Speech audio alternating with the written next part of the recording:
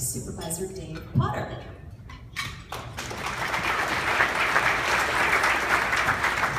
Thank you, Cynthia.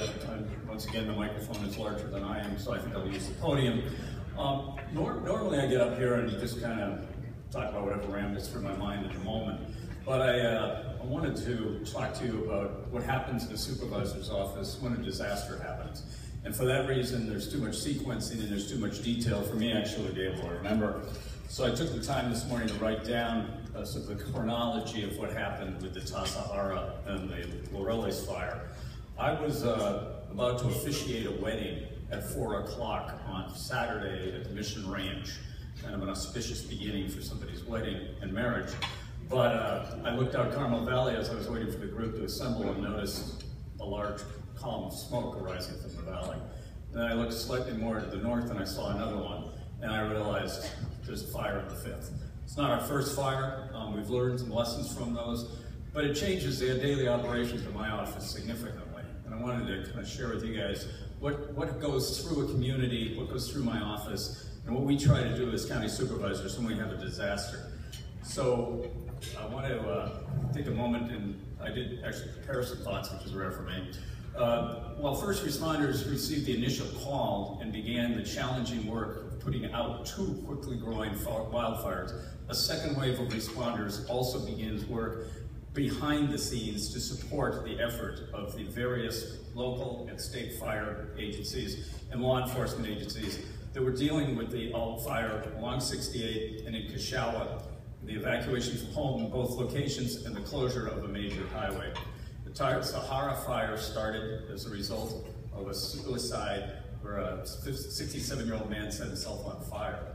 The fire on 68 was believed to have been caused by a tow chain as a pickup truck was towing a trailer. In all, the Laureles fire burned 95 acres. The Tassajara fire burned about 1,100. Tassajara fire today is about 94% contained.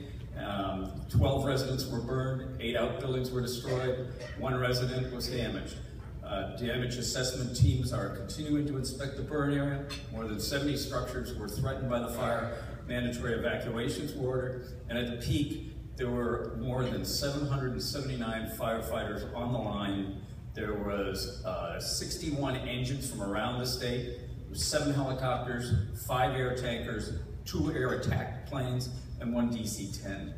By 6:30 Saturday night, as large plumes of smoke were rising over the Laureles and Carmel Valley, the county activated our Emergency Operations Center. Within 20 minutes, staff from the Office of the Emergency Services were providing updates to my office and other county department heads.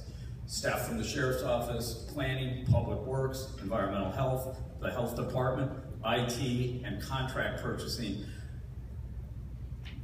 were in the Emergency Operations Center in Salinas, helping to coordinate logistics with American Red Cross and numerous public safety personnel.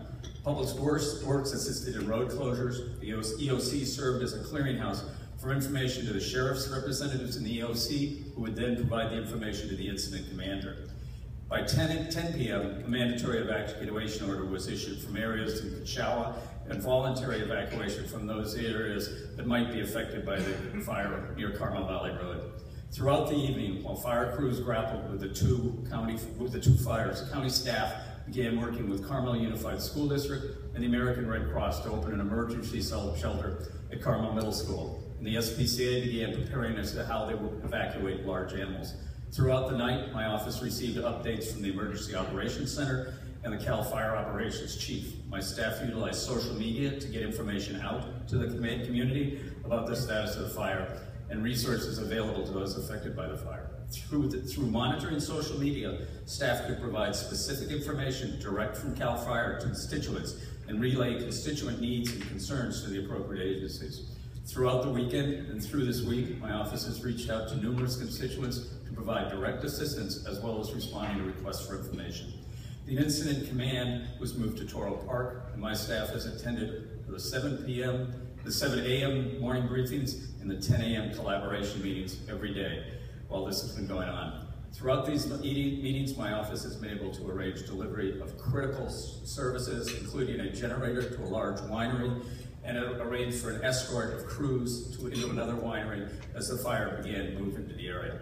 On Monday, my aide Kathleen and I, with the fire chief Brendan Blue, went behind the fire lines as the fire still burned, and were able to physically assess the damage. I've been on fire scenes before. I've seen burned buildings. I've never seen the ferocity of this fire.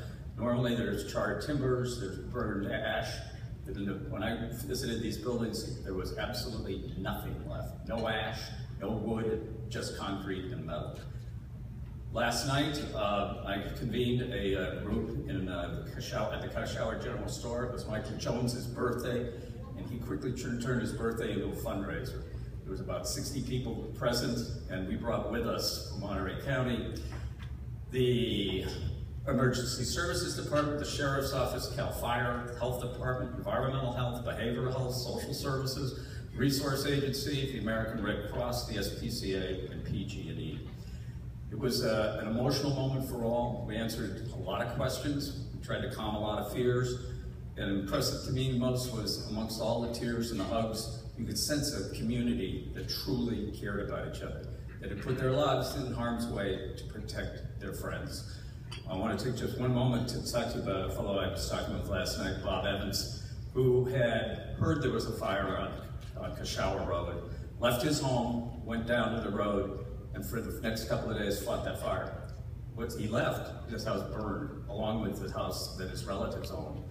I was consoling Bob, saying, "Yeah, Bob, I'm sorry this happened, you know, you must be devastated." He said, "Dave, I'm alive because I'm a volunteer firefighter." And I said, "Bob, you were risking your life." He said, "I left the house to go fight the fire. If I hadn't, I'd have stayed behind and I'd be dead."